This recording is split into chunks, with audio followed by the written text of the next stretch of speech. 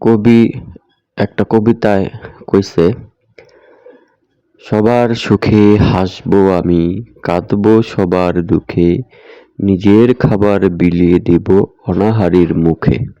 কথাটা সঠিক কথা। আইনের ভাই যদি খাওন না থাকে তাহলে আইনে মানুষের মুখ কিবা বিলাই দিবাইন।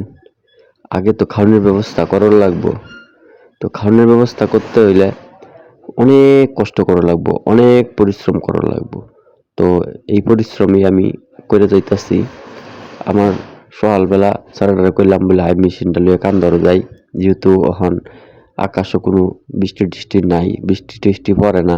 তো ক্ষেত তো গাড়ন লাগবো, তো ক্ষেত গাড়ন লাগবো, তাইলে পানি দেওয়ার লাগবো, পানি দেম কিবা মেশিন লইয়া যাওয়ার লাগবো কান্দারও।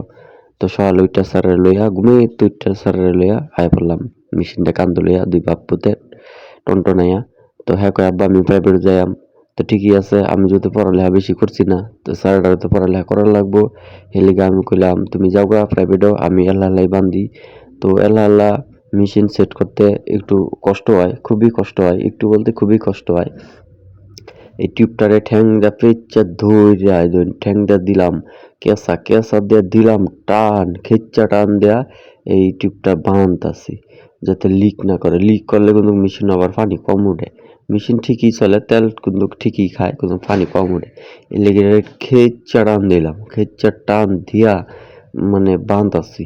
তারপরেও লিক করে নাকি এটা সন্দেহ আর কি।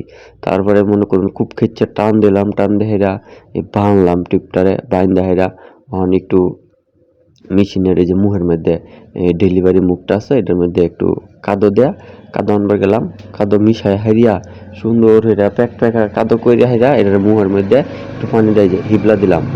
হিবলা দিয়ে সার্কেলটা মারিয়া দিলাম, মারিয়া দিলে মনে করুন যে লিক টিক আর হইতো না। টিউবের একটু পানি দেয়া, এই লাগাইলাম টিপ, বাস খেচ্চা টিপা শুরু করে দিলাম।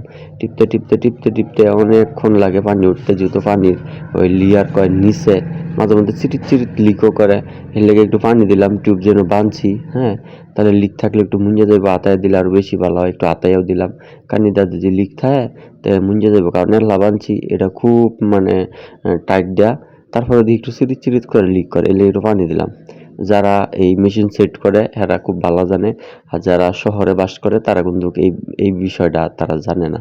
তো কিবা একজন কৃষক কঠিন পরিশ্রম কইরা ক্ষেতের মধ্যে ধান ফলায়, তো একটু দেখার লাগে এই ভিডিওটা করছি। এই যে পানি উঠে পড়ছে, এখন কি করবাম এটা দা পানিটা টিপে আর মেশিনের মধ্যে একটু দেওয়া লাগবো, নাহলে মেশিন গরম হয়ে যাবো।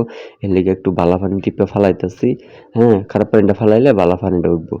উঠছে, এখন একটু মেশিনও দেম, মেশিনে একটু পানি দিলাম, দুই জগ দিলেই হয় আর কি, তাও একটু বেশি করে পানি দিলাম। এই পানি দেখাইলে এখন একটু যে লিক করে চিরিট চিরিট করে এনে দিলাম।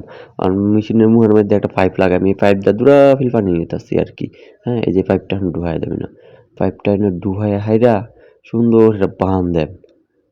বান না দিলে কিন্তু পানির যে মানে ঠেলার ছুটে কিন্তু এই পাইপ খুইলা পড়ে। বিশেষ করে কথা হইতাছে দেখুন এর একটা জিনিস লক্ষ্য রাখুন, এই সম্পূর্ণ কাজটা কিন্তু আমি এলহাই করতেছি। যেটা দুইটা মানুষের কাম, এই কামটা আমি এলহাই করতেছি।